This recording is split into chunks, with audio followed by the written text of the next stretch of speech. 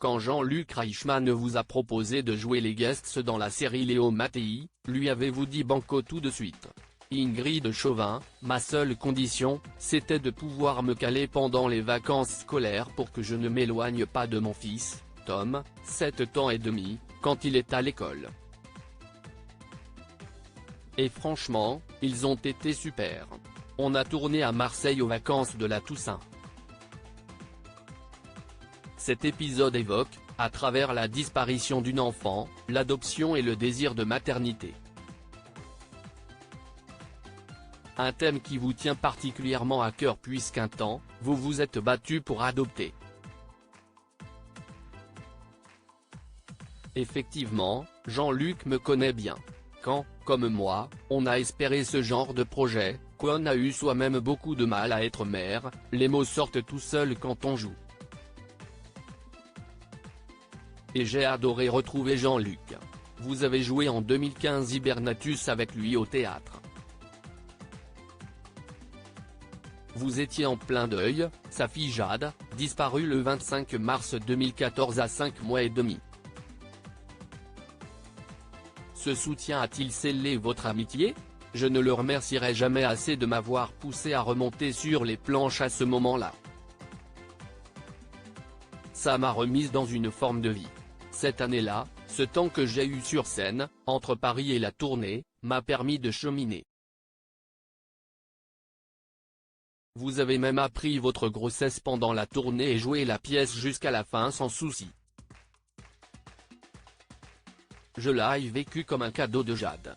Comme si elle me disait, ça y est maman, tu es prête. Je peux enfin t'offrir cet ange blond qui va arriver. Ça m'a fait du bien mais si est perturbant aussi d'accéder à la maternité avec ce manque. Je suis traumatisé à vie. J'ai peur tout le temps. Je suis une maman trop protectrice. Reste la cicatrice avec toute la douleur à l'intérieur. Une gamme de ma marque de cosmétiques, Mademoiselle Chauvin, s'appelle Jade parce que je me suis référé aux odeurs dont je me souvenais d'elle. Cela me permet de continuer à la faire exister ici-bas.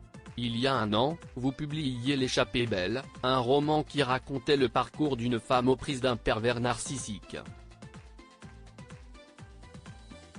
Vous restiez évasive sur l'aspect autobiographique. Récemment, vous avez écrit sur votre Instagram, « Je remercie la vie chaque jour de m'avoir offert la force nécessaire de fuir cet enfer-là. » Un pas de plus de franchi? Effectivement, au moment de la sortie du livre en janvier 2023, j'ai voulu vraiment promouvoir l'aspect romanesque. Mais oui, j'ai vécu ça. Je ne veux pas donner plus de détails, mais j'osais le dire. Je n'avais juste pas envie qu'on se dise que je me plaignais. Je voulais parler d'un fléau qui détruit des familles et des gens, leur dire qu'il y a une porte de sortie. Ça primait sur ce que j'ai pu traverser. Quel a été le déclic? J'ai eu envie de mourir, et j'ai eu un instinct de survie. On subit jusqu'au moment où si est trop. Cet homme qui vous a fait tant de mal a-t-il réagi au livre? Non. Ces personnes-là ont une part de besoin de destruction de l'autre et une grande part de déni. Ils sont dans leur propre réalité. Ils font croire aux autres qu'ils sont extraordinaires et ne voient pas qu'ils sont le diable dans leur miroir. 2024 est une année très particulière, avec les 10 ans de l'envol de Jade et vos 30 ans de carrière. Je prends un coup de vieux et, en même temps, je me dis que si est beau d'être toujours là. Elle rit. Paradoxalement, je ne me suis jamais senti aussi bien qu'à 50 ans. Je ne triche plus. Je me sens libre à deux dans une relation joyeuse et respectueuse. Je suis consciente de ma chance, et je remercie la vie tous les jours. Édition Michel Lafon, 19,95 €.